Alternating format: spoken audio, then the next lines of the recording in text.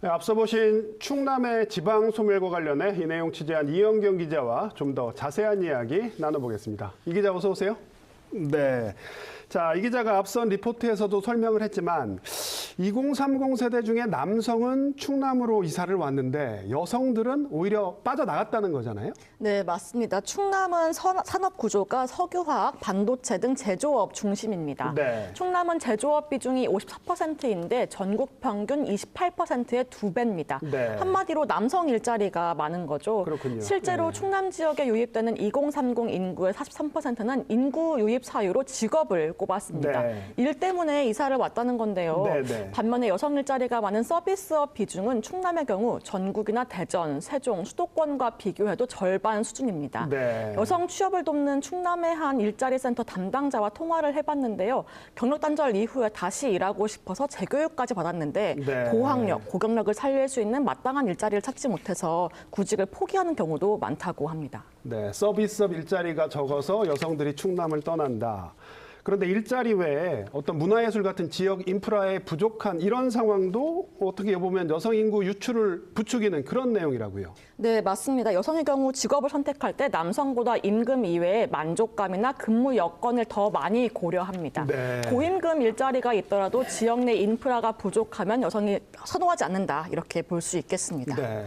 이 같은 여성 인구의 유출, 이런 유출이 지역에는 어떤 영향을 주는 겁니까? 한번 좀 설명을 해주시죠. 네, 단계적인 현상에 그치는 게 아니라 가임기 여성 인구 감소에 따른 출생아 수 감소로 이어지게 됩니다. 네. 이렇게 되면 지역사회의 인구 구조를 변화시키고 노동력 부족과 소비 위축을 초래해서 지역 경제의 활력을 떨어뜨립니다. 네. 이는 다시 수도권 등으로 인구 유출을 부추기고요. 장기적으로 지역 경제 기반을 약화시켜서 지방 소멸을 가속화하는 악순환이 될 수 있습니다. 네. 여성 인구 유출은 특히 충남 내에서도 비교적 인구가 많은 북부권에서 두드러지는 현상이라는 점에 주목할 만합니다.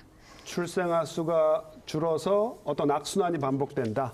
자, 지금까지는 충남 북부권 말씀을 주로 해주셨는데 사실 충남의 경우에 남부권하고 북부권하고 상황이 완전히 다르잖아요? 네, 맞습니다. 북부 지역은 대기업 생산 공장이 있는 데다가 네. 수도권과 가깝기도 하고요. 그렇죠. 교통망이 편하게 발달되어 있어서 지속적으로 인구 유입이 이루어지는 곳입니다. 네.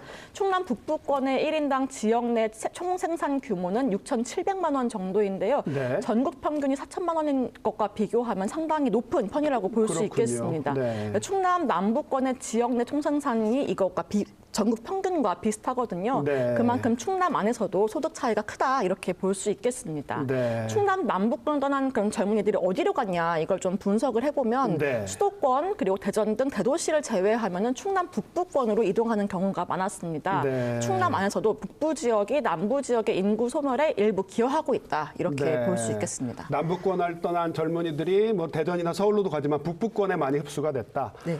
자, 그러면 앞으로 지역 소멸에 대응하기 위해서 저희가 어떻게 해야 될까요? 좀 해법이 있겠습니까?